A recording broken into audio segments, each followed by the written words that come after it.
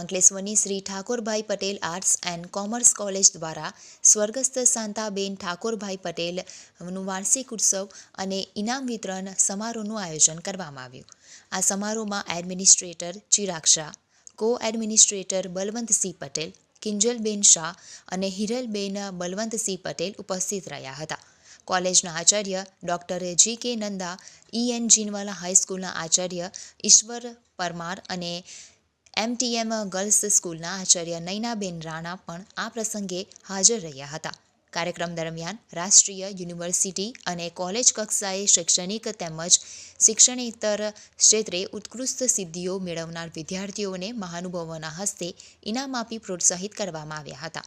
આ વાર્ષિક ઉત્સવમાં કોલેજ પરિવારના સભ્યો, વિદ્યાર્થીઓ અને તેમના વાલીઓ મોટી સંખ્યામાં ઉપસ્થિત રહ્યા હતા.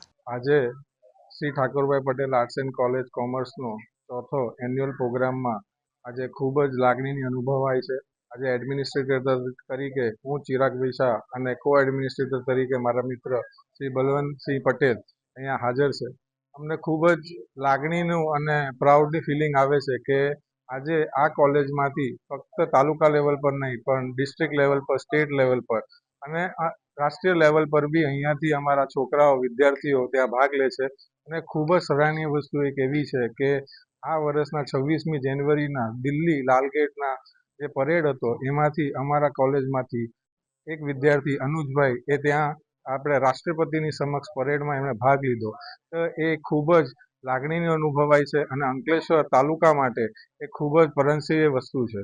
આજે એક વસ્તુ ચોક્કસ એવું કહેવા માંગીશ કે ધારાસભ્ય શ્રી ઈશ્વરસિંહ પટેલના માર્ગદર્શન હેઠળ આ કોલેજ જે ચાલે છે એ અંકલેશ્વર અને હાંસોટ તાલુકાના દરેક વિદ્યાર્થી માટે ખૂબ જ આશીર્વાદ સ્વરૂપ છે અને આવનાર સમયની અંદર આ કોલેજ પ્રગતિ કરે એવી અમારી સૌની મેનેજમેન્ટ તરફથી અમારો પ્રયાસ રહેશે.